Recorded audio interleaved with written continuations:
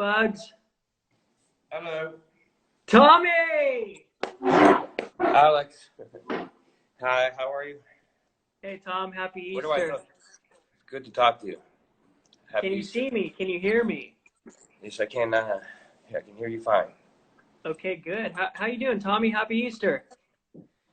Thanks, you too. How are you? I'm doing good. You know, it's obviously a different time that we're living in, but we have been living vicariously through you somewhere in Mexico. For a change, I guess, because I get to watch you guys all the time, and I'll be at home working in the garden, I guess. Well, I think that the genius that you are might have made a strategic decision, maybe seeing things far out. Being somewhere in Mexico, did you get some good waves before they locked it down? I know that all the beaches are closed, but we've seen a couple sneak peeks at what's been going on. Oh, good. Well, as you know, I mean, Mexico's a very big place, and I came down here a couple months ago and basically been here for a couple months. I went back home for a week, and mainly I just came down here to work on boards. And as things progressed, the what ifs started to be less kind of so unlikely. Then now we're here, and now today, all the beaches are closed. Well, Tom, I don't know if you can see behind me, but it's one of your black beauties. Yes. Can you see that? Yes. That's a board you signed for me on my 18th birthday at an NSSA event. Okay. Wow. So I had to throw the vibe out. That's my background right now. It's a board from 15 years ago. All right, cool. Do you So ever surf on it? No, I can't. You told me, you're like, hey, number one rule is you have to surf on that. And now that I look at it, I could probably ride it now. At 18, that would have been like my Waimea gun. Okay. That's good. So how about this? If you and I get to surf it together this summer, I'll bring that board and shred it. Otherwise, no way in heck I'm ever riding it. Oh, that's fine. Basically, what year was that anyway? When you were... That was, let's see, gosh, 2004. Okay. Yeah. So, have you ever tried the Black Beauty? No.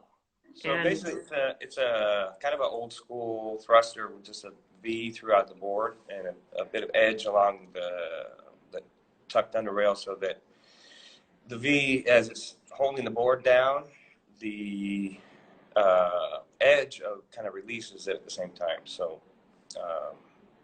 it's just an old school board, very good. People like it, but it's definitely not for you.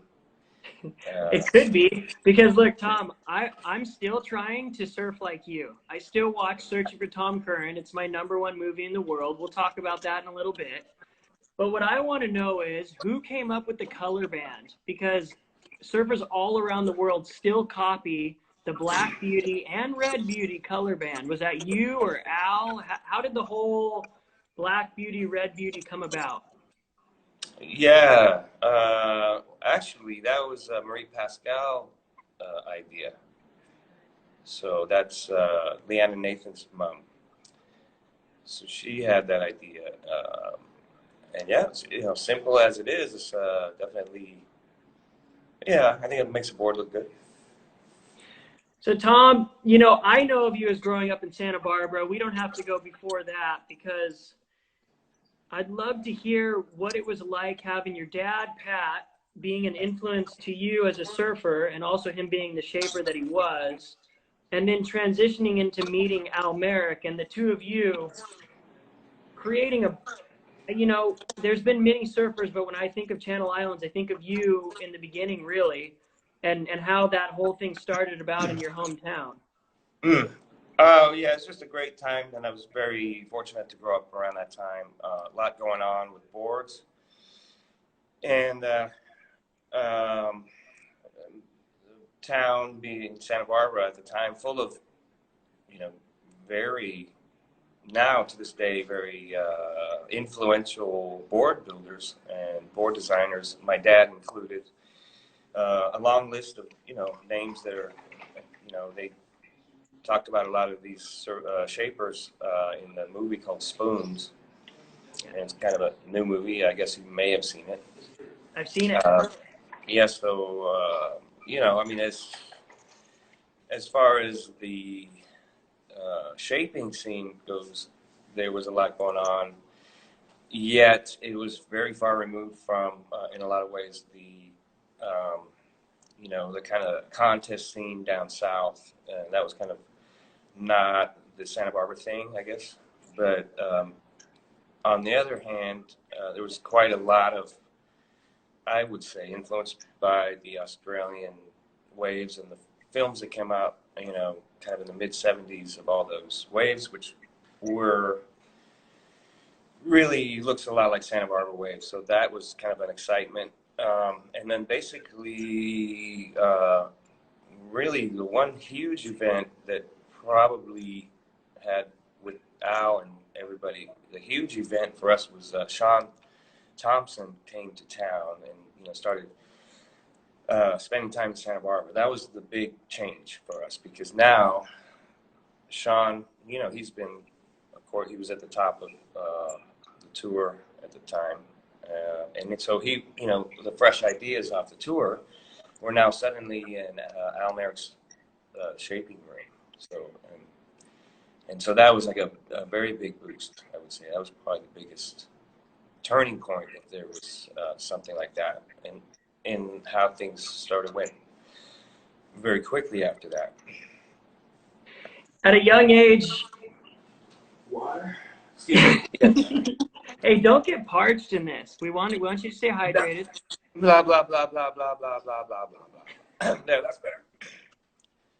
Hey, thanks for doing this, by the way. I know that going Instagram Live isn't really everybody's cup of tea, but there's a lot of people stuck at home, so this is super awesome. Well, I'll do it because I don't mind talking to you, Alex. Really, and that's true. So. Well, that's nice. That's a huge pat on my back, because you are the hero still. And if I embarrass you, I apologize in advance right now.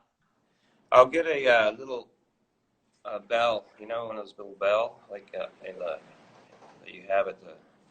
We're in the lobby. There's a lobby, and you have a bell. So if something goes wrong, I'll hit the bell. You have a bell in here? Hi. Hello, Bugs. Bell, you want to go? Just use the flashlight. No, it's fine. I need it's not a bell. It's a flashlight. So, Tom, in talking about style, you still live in a league of your own, something that's timeless. And again, I'm not going to try to embarrass you too much, but watching the old videos of you as a kid, it was already apparent, like, God, that is it. You were on a path. What did style mean to you? In talking to some other guys, they're like, look, it's nothing that's forced. You're born with it. Don't try to surf like someone else. Did you have influences as a kid that you got to see and you're like, oh man, I love the way that guy does that? Sure. Yeah, that's in fact, I think, well, I'm sure of it, that everything that I sort of picked up along the way came from mimicry, trying to surf like, the guys in the movies, even now I try to do that with the guys, sometimes I get secondhand boards at CI, and it would be from, say, somebody from the team. So I would actually try to surf like them, a little bit, and it helps a little bit. Except one time I tried to surf like Kelly, and I sprained my ankle. Hey, you know that Kelly put a hoax on the board that anybody who rode it again, especially a previous world champion, was going to get hurt. Oh, really? Oh, yeah. He's got voodoo powers. No, what happened was it was a board, and it was called one of those. I know it's like 100 names of surfers. I didn't even keep track of them, but it was called the Whip or something. Maybe was everyone called the Whip? Yeah, there's the Whip. Yep. I don't know if it was that or another one, and I had the KS fins, KS3 fins, and they have that flex in, right? Yep. And I was going into a cutback at Noosa. And right at the end of the cutback, right when you're supposed to kind of rebound off the foam, I just add that little extra Kelly thing with the shoulder out, everything like that, and I just went like that. And the foam ball hit me too soon, and then I was out of the water for like 2 weeks. We're going to have to run that by Kelly and see if there was voodoo magic that no one else could ride the board. And Kelly was actually down on the Gold Coast, so I went down to his place and I complained. I said, hey. What did he have to say about it? I told him he can have his board back. I couldn't Did surf he want English. it? Did he want it back? Did he take it? No, I'm just kidding. I don't. But he was there, so I body surfed. This was a while back. I love this. So speaking of Kelly, Tom, I'm going to jump to France. And there was a heat in France that you surfed against Kelly. And Kelly was doing reverses, and it was the time where it was like you and him showing up, and you did not nudge. You won the heat. What was that time period like, going through your world championships and then having the next young guy coming at you, but you weren't letting him have it? It was so cool to see, and it makes me reflect upon how competitive you are as a surfer as well. Thank you. Yeah, so when Kelly came up, he really was something special, like even back then. So I think pretty much everybody in the old guard kind of knew that it was only a matter of time, with tricks and everything, that, things were going to be very, almost, very different styles of surfing coming into the tour around then, which was 1990. And so I really put it in, put 150% on that heat, obviously, for that reason. Waves were not really that good at all, but it was little runners, so I managed to beat them in that heat. I know you talked about, being a young kid coming from Santa Barbara, a little bit recluse and a different environment growing up to, let's say, you going down to OP Challenges down in Huntington Pier. What part of you psychologically would flip on or off when you put a jersey on to become a champion and not the free surfer? Because you have both aspects so dialed. There's a great balance in there. Oh, thanks. That's a good question. I think what it is that I was able to do junior lifeguards. I was able to go join the swim team in high school and do surfing, and as a, now during that time going more competitive as well as free surfing. So I had kind of both. Also, as far as competitive surfing goes, people are anti-contest, but one kind of irony is that one of those places be Rincon, where if you're not somehow competitive, you won't actually get a wave at all. So there's some thing about contest and competitiveness in surfing as everybody, you pretty much have to compete. If you're surfing at Trestles or Rincon, you kind of are competing anyways. But did you enjoy? I mean, everybody loves the feeling of winning. Where I went wrong is I could never be a loser. And actually, CJ Hobgood said it best to me one day. He's like, look, the best surfer in the world is who can lose the best. And I'm like, God, that's such a weird way to think, because you don't win all the time. To go from phase one to a world champion, how do you get through those mental roadblocks of when it's not at its best? Well, yes, of course. I look back and I can see these kind of troughs and peaks and valleys and things, and the tour just in general. And if you got a good momentum through a few events, you pick up a bit of, a bit more confidence, and somehow that works. And then the opposite is true. If you get really lost, it can be hard to break out of, right? Yes. So what I did was not only did I have really good coaching, the best coaching available. Who was your coach?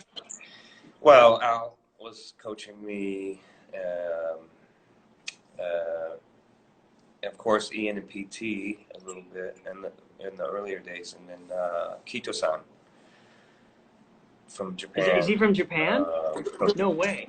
Yeah, yeah, he was coaching me, and also what I had as an advantage um, is video, review. That was something that was kind of new at the time as well. So video review is almost better than any coaching because you already know kind of what you're trying to do, and you can see if it's working or not quite well, with no kind of coaching. You can see what board is working better, all these things that you're not sure about, unless somebody else who was a coach tells you. So we had, I just had a really great advantage for that. Also, along with that, I tried to, we didn't have internet, so we had to go to the library or go to the bookstore, go to the sports section, go through there, and two people that helped me a lot, and that was Martina Navratilova with her book called Eat to Win, and you might think this is not true, but Arnold Schwarzenegger with the body weight training book. Those two books were very important. So at a certain point, That's awesome to hear. Other things that were very interesting too at the time were also psychology and trying to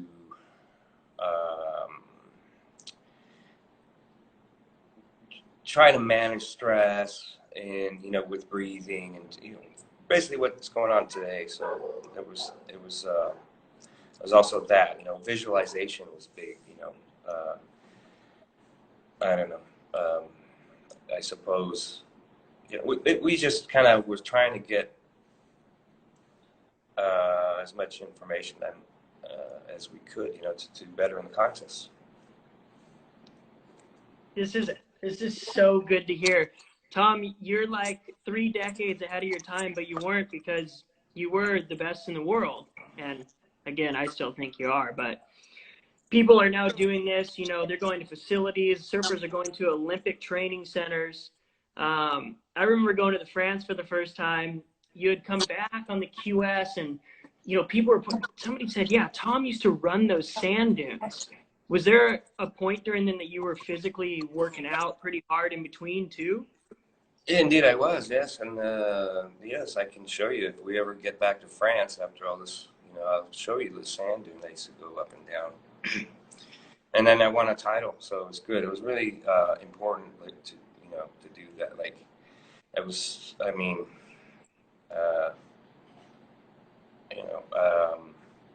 it's good to see kids that are doing that now, they're at that age, and whether it's training for the Olympics or anything, I think it's great. Olympics only come around once every 4 years, so that takes some, vision or focus, to try to put a 4-year plan to maybe get up on an Olympic podium. So I feel for all those young athletes that are going now. Everything was just ready and just right, ready to go, and this has happened. So it's really hard. So there's natural ability, but then there's people who love what they do so much that they put in the hard work. Would you say that, along with just being naturally talented, I mean, it really sounds like you put in all of the hard work as well, and that's a formula of success. Yeah, so that's a good point. My way to put it is this: that every time I went out for free surf on the tour back then, I was surfing with Aki, Kong, Potter, Carroll, and the list goes on. So these guys, I knew they were all better than me, basically. So I really had to go harder, and kind of be more serious and everything. It's kind of how it was for me. It was a really competitive era, and you know, I started surfing in the 90s, but I know surfing's competitive now. But it's not like when you guys were there. When I hear you and Potts and Aki talk about it, I mean, you guys were out for blood. The money came from surf results. There really wasn't a free surfing aspect. There was no social media to have your own platform. To win events was how you guys made money and had sponsorships. We all know about the rivalry with Aki. Are there other of your competitors that aren't as spoken of that you can come up with now in your life that you look back and go, oh man, those guys were gnarly too? Sure, yeah. I guess it was a bit, you know, I suppose I was a little bit of a target because a lot of them were Australian. You know, but just, I just had confidence in my boards. I think that's important. You know, I wasn't the best in all of the spots, but I was consistent. And then I just, you know, I had my moments where I just rose to the occasion. Was able to do that, and that's basically, and you know, because really I'm not really. I guess I can focus on things. You know, if it comes to trying to, you know, work at something or whatever. But everybody sort of has that. Everybody does, but I mean, a world title happens in 365 days out of the year, and I would say yours happened maybe even years prior. You know, it takes a ring of a ladder to get to the top. And when you speak about boards, I'd love to hear how your relationship with Maurice Cole started. Was that in France as well? Because I'd love to then transition into the Holly Eva event on the yellow railed board. Mm-hmm. Yeah, Maurice, I first saw him in France in 1980, and I only really met him sort of years after that. But he moved to France, and he was living about sort of 40 minutes away. And then I would see him in the water, and then one day he made me a board, and so we started from there. And basically, he has a shaping room over there in front of waves that can be sort of like Hawaii sometimes, or you know, it's all good sand banks. Basically, a perfect testing area for shaping. So let's fast forward. We're going over to Hawaii, and one of my favorite video sections of you ever to watch is the Holly Eva event on what I believe was a Morse, the yellow railed board, and then you had no logos on your board. Mm-hmm. What happened during that event? I mean, you won the event, but something was different. Yes, I made a mistake. I didn't put stickers on my board. Basically, is what I did. That was my mistake. Okay, maybe, but I could have drawn if I, you know, even if I don't have stickers, I can draw it on with ink pen. So I didn't do it, and it was a mistake. I made a mistake. Was Ripper the board looked cool with no stickers on it, though. But it really did. Yeah. How big was that board, and who else was in the final during that event? That board was like 7-8 or something. Wow. So those boards have there was two of them. There was that one, and then there was another one that was like 8. I have that. 8.2 or 8 something.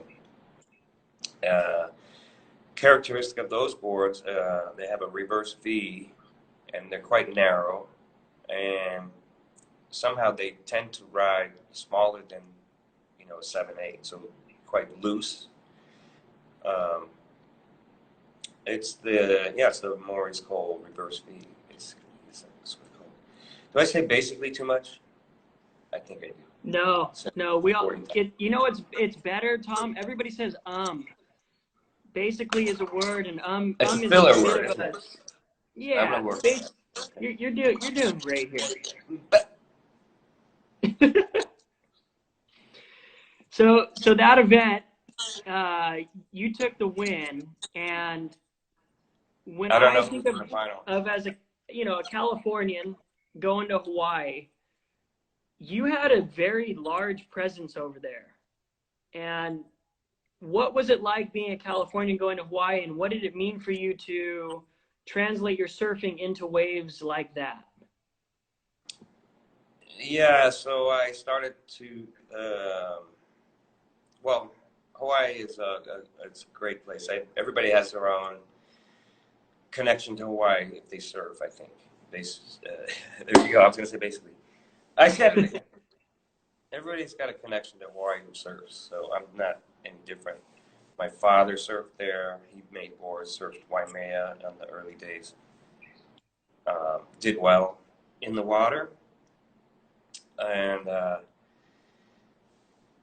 I learned to surf in Hawaii. I bought my first board in Haleiwa. Well, my parents bought it for me. It was $10, and I went back and kind of started to develop. Kind of like in that area there, off the wall and kind of backdoor, and then Sunset, kind of my favorite spots there. And Hollywood, of course, is just um, it's one of my favorite spots too.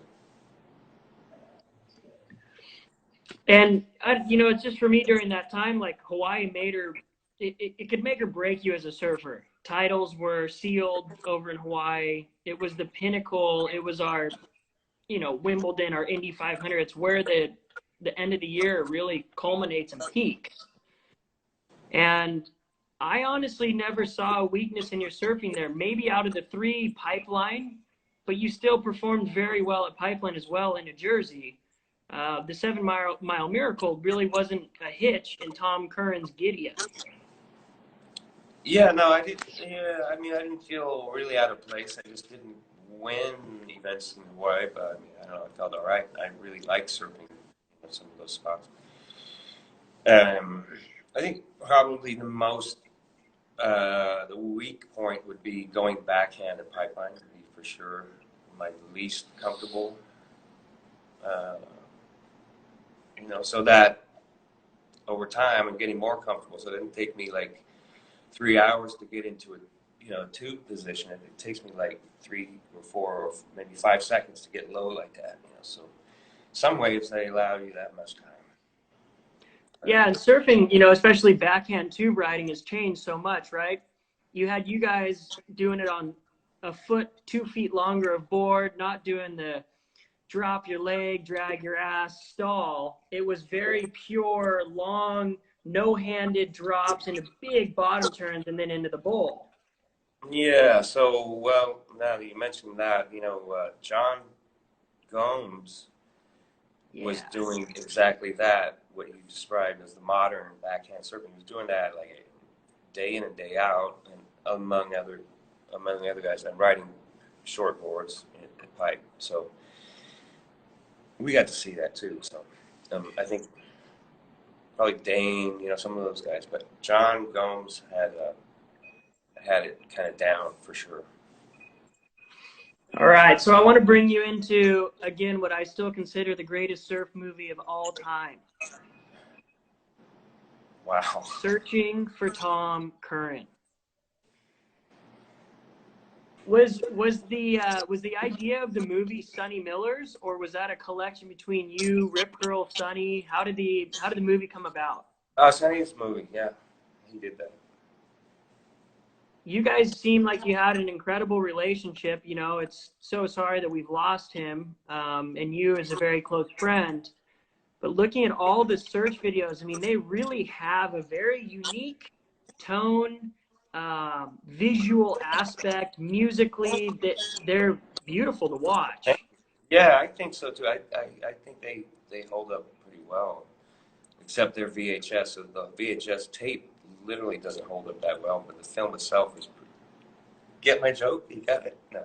I got it. I got it. All I'm right, on anyway, I'm on my second VHS. So was that all filmed in 1 year, Tom? No, I think that was over. It was kind of a compilation um, of the other movies. The search videos. Mm-hmm. Got it. Yep. I recently watched the search 2, and I was like, wait a second. Some of these are the outtakes from all the sessions during your video. Mm-hmm. Yeah. No, it was great. You know, it was a great time to be on the team. You know, those guys, amazing, you know, surf with. Who would choose the spots? Because some of the spots like Bawa we had never seen before. You know, your session going into J Bay, they were all just so historical, and they were, I mean, it blowing minds of like, oh my God, where are these? What is this? Well, I think the key people in that side of things was probably Martin Daly as one, and Derek Hine would be another, and then that I can tell, you know, who would kind of were making things happen, I guess. Can you talk me through the Bawa session, please? I still watch that and go, what was going through Tom's mind? It looked like everybody was on 7-foot+ boards, and maybe you started on one, but then went down to the fish. So I'll tell you what happened. I had this board. I'm not sure if it was a Dave Parmenter big board, and it was fine. And then I had a 7-footer, I think, and I loaned that to Chris Davidson. And that left me with a choice between like an 8-foot single fin with 2 side fins, or this little board that I really liked. This it was like a 5.7 Tommy Peterson, and it had kind of a channels going into a semicircle and a step down into kind of a flat tail area. So it's 3 fin. And I surfed that board a couple times in smaller days, and I really liked it. Held in well, kind of pretty good volume. And so I took it out that one day, and there was no wind. So I was able to get into the waves, and the board held in fine. So that's what happened. Did each wave progress? Did you start off like a little bit baby footing that board into what was, you know, the final wave of that section is you coming over the foam ball, disappearing, and you're like, no, and you pull it, and it's just like, come on. Yeah, that was kind of how it was. And then actually I got a wave after that, and I straightened out because it was really kind of a long section. And I wonder if I could have gone through it, you know. But I straightened out. It was even better than that one, probably. It was longer, too. And the board was holding in fine, so. But it was like getting dark. Sonny was there on the beach, and he was pretty stoked, you know. And I straightened out, and I looked at the footage. Would have been a better wave, even. So. But yeah, that spot, it changed after the earthquake, so it's not as good of a wave, but it's still good. So, you know, where does it come, all the experimentation? I just saw your latest post on kerfuffle, which I still wonder where that comes from as well. That's Irish. Is kerfuffle? Irish word, yeah. What does it mean? It just means like a big splash, or kind of big, sort of like I'm not quite sure, but it's like a brouhaha. It's another word. I just like the word. It's kind of funny. It's kind of funny. It's so rad. I had no idea who you were on Instagram because I didn't believe kerfuffle was you. So it was pretty good. You got everybody pretty well with some creative juice there. Say what? With the what? I said with the kerfuffle name, I just didn't believe it was you. It took me a while to truly believe that was you on there. Well, I'm glad you did. Where did the experimenting with surfboards come early on in your life? Because again, your latest surf post is, you know, one of your boards with foam on it. I guess it's a Kaipo Hakia shape, but it doesn't look like a surfboard at all. So over the last few years, I've been able to progress with this overall concept of having a board that is thin, but with added foam sandwich. So the board itself is only thin, right? But the added foam allows you to paddle around on it. Why do you go thin with the board? Is the question. A thinner board has more flex, so I'm trying to get that, and so far seems to be working as an overall idea. So I'm been able to work on that idea. I'm pretty happy with it. So. Were you bored with surfing? Was there a transition there where you were just done with what was, you know, decades of riding a craft that you wanted to continue the stoke and motivation? Yeah, you know, don't you get?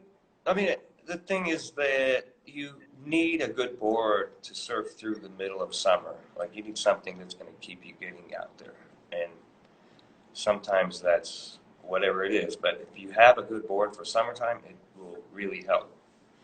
And it's very Sure. important to, I think, you know, after, you know, how many waves I've actually been blessed to surf on. Do I get bored sometimes with regular things? Sure. I like to, you know, what I'm after mostly is boards that go really fast and that you can still turn. That's like the overall goal. Um, and I've been happy with the results. Been able to test out the boards more in you know, the last couple of months, so I'm very happy about that too. In speaking of all of the sessions that you have been able to surf, a single wave comes to my mind, and it's back to Hawaii. It's the backdoor, glassy, I mean, maybe pushing as big as a backdoor wave will hold. Can you talk me through that session or that day? Because that wave still holds a candle to anything that most of us have seen. Wow. Yeah, I mean, I got one. I got one. Oh, yeah, you did. I did get one. Actually, yeah, I can tell you what happened. I was there. So what happened was I had this board. It was a kind of like a sunset board, and pretty good sunset board. It was like a 7/8 or something, Wow. and I'm out there trying to get it right because I prefer to go right. And Garrett McNamara paddled hard for a wave and missed it because it was kind of, he was like almost to catch it, kind of roll in going right, and I was right in the right spot and there was nobody there, so I went. I knew it was a good wave because Garrett wouldn't just paddle for it if it wasn't good, so I figured it was a good wave. And then you know, thing kind of went real square. And then I remember Davy Miller, when I came up after that, he said, hey, he said, that was one of those waves that you see like nobody on, like there's nobody on it. And like, he said, how come the empty ones are the best ones? And then I came out of it. So those Did you know you were going to make it paddling into that wave?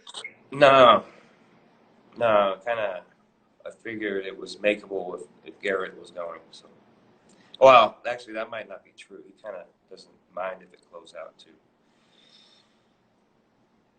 And you know, the whole ride's good, but the end of the wave, the non-claim claim was the best ever. You have the best claims. I loved it. Thank you. Yeah. Was that your best barrel ever? Can we go that Yeah, far? it was probably my best barrel at Backdoor. But anyway, I was very thankful to come out of that because it would have been a big beating for sure. Yeah, and that's what trips me out. Like, Tom, you're really good in waves of consequence, big surf. Like, you have a mental psyche of a fear level in there that's pretty incredible. Like, to even go on a wave like that, it's pretty gnarly. Thanks, Alex. Well, you're one to talk. No, I don't know. I've looked at waves like that and pulled back. It's just inspirational for me to see. No, you haven't. Oh, yeah. No. Yeah. Maybe now, since you're not surfing, you'll be paddling out. You'll be like, oh, I don't think so. Then I have an advantage over you then, just for about 5 minutes. All right, all right. So, Tom, I'm going to bring you all the way over to South Africa. And that first session at J-Bay, if you will, did you see that swell and did you want to go over to J-Bay, or was that part of a search trip that Sonny had put together? Right. That was Derek. Derek. Derek Hind. I was in France, and he called and said the swell's coming. Get on the plane. He was managing the team, the Rip Curl team, and kind of it was a lot of the conceptual thing with everything was Derek's, and part of that had to do with surfing Jeffries, surfing all these boards from different shapers, spending more than just 1 or 2 swells there, kind of staying there, and from I think it was like a month or something maybe. Oh, wow. And then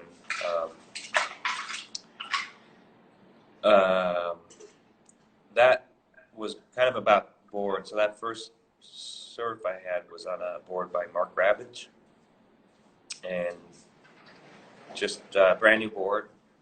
It worked really good. So Derek organized a bunch of boards for me to try. So and I also had my Almeric, so it was really good. It was fun. I mean, yeah, they were all really good. Probably the one that stands out is Peter Daniels. That one was like really, really good, but I only got 1 wave on it because it broke. So that board was very, very good. Your first wave has been replayed over and over again and still does. Were you like, wow, this is a super special wave for me, for my style of surfing after that first wave? Yeah, something like it was like waves at home. It was like a regular, and then the swell came up and I turned it to Jeffries. So. I watched so much of that video, but what I continue watching more and more, what seems to be less and less of surfing, is the bottom turn. And your bottom turns at Jeffries are what's accented more than any other part of your technique during those sessions. Well, thanks, Alex. Yeah, if anybody get a chance to go surf Jeffries, then they should. It does take a little getting used to. It just looks like a perfect wave, but there's something about it that takes a bit of it. For example, I think I was kind of over gyrating a bit, first couple of weeks, into turns, because I couldn't tell where the there's a bit of a slope to it, and then there's sand and there's rocks, so you can't. Somehow it seems that you can't immediately feel that kind of sweet spot of the wave, but after a while you find it. So I think it's because there's like the type of rocks and the sand that fills in between. There's a little bit, but overall, I think it's just kind of slow things down when you surf Jeffries, and then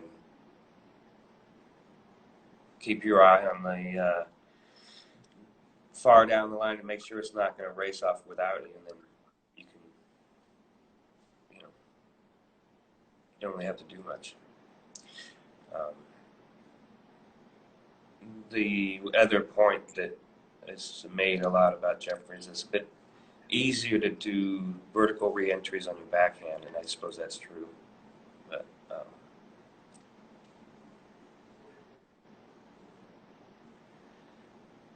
Well, it's awesome. What about the pink wetsuit, Tom? I got to know about the pink suit. pink wetsuit. Well, you know, what was it, the 80s, 90s? Pink's coming back too. So I don't know. I think it was like it just turned pink. I think because it was faded. Maybe it was red. Oh, that wasn't a pink wetsuit. No, they did. They had, you know, the colors were so much better back then. You could have all these colors. And, you know, nowadays they would just wear black wetsuit. I don't know. You could do stripes. You can do all kinds of really neat, cool things. You know, a wetsuit that is you can put lights on it and surf at night. I've seen that. Yeah.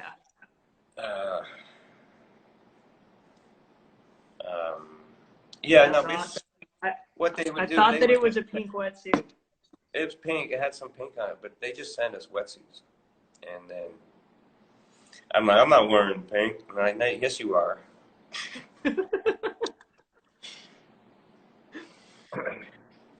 Well, Tom, you've been doing this for some time now. You know, you're still surfing as much as anybody. You're down in somewhere in Mexico right now, surfing every day, excited, messing with fins, reshaping boards. What's the success to keeping motivation? Because I have friends in their 30s who have stopped surfing, you know, due to personal battles in life and, you know, unexpected circumstances. What is surfing to you now, and how do you continue to motivate after all this time, being successful and just having the pure love and joy at this point? Well, yeah, so I would say that it comes and goes. Sometimes it gets away from me, but then sometimes it comes back. So as long as you can sort of find your way back to some kind of form, you could still surf for a long time. So I don't think it's bad to not surf every day. I think, in fact, you get a lot of injuries if you try to surf and surf. You get these, you know, kind of old. See, I have one right now, lower back. But see, lower back from sitting. Well, that's Yeah, fantastic, and it's good to take that.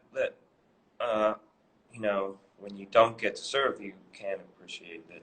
When you do, you can enjoy it that much more.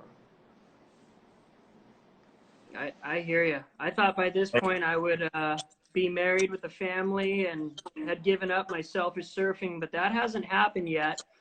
And Tom, you have a beautiful family. Your kids are successful. Some are professional surfers, musicians. How does it feel to be able to pass on aspects of your life that you've loved to now have it in a family aspect? Oh, thanks, Alex. I'm very blessed with a family. Very proud of all of them. And I think about them. I'm not with them right now. And this whole thing has just brought it to everybody's thoughts. You know, well, you know, what if you, what if surfing was taken away? You know, you can't surf anymore. What if things, you know, what if this is the last time you actually surf and things like, you know, you kind of have, it's not all about surfing, but it's, you know, it's getting to do the things that we got to do. And for the kids, it's very stressful and, you know,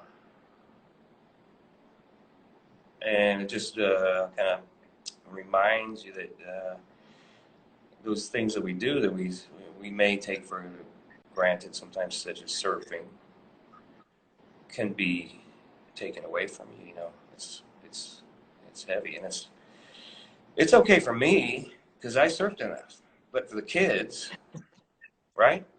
It's not Yep. fair. It's not cool. It's not fair, and it's you know, it just it's very challenging and for a lot of people. Um, So, but it is good to surf. Yes, that's definitely. Speaking of kids and the youth, you know, we are going to get through this together, and we'll see the brighter end of all of this. And I'm sure there's blessings in disguise through it all, especially giving Mother Nature a break. Is there some type of advice, me getting to meet you at a young age, having this signed surfboard back here, but some type of advice for the kids these days who do want to pursue their dreams? Anything that you could, you know, push the kids towards in that aspect? I'd say, you know, advice that's very useful in general, and it's very simple, is it takes to do stuff, you know, it takes focus and determination. And you can just remind yourself that you've got to have those things, but you also need to rest.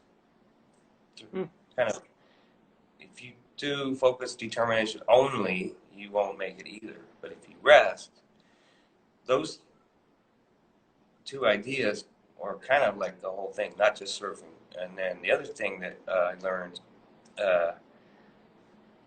recently, which is kind of helpful in a way, to know what the 5 pillars of sport are. 5 pillars of sport. Okay, and where are they? So what are the 5 pillars of sport?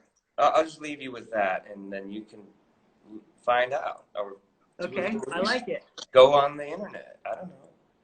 Good. Every mentor gives the disciple some homework. I appreciate that. I just want all the answers. I want all the answers, Tom. 5 pillars of sport. Hey, Tom, anyway, I know music. Somebody told me that not so long ago, so you can still learn stuff when you're older. I'm going to look it up tonight because I have time, and I still want to be better in my craft, in my life as a person. So thank you for that. You're welcome. It's very good to talk to you, Alex. You too, Tom. I appreciate it. We are happy you guys are down there safe. I hope you do get to surf again soon.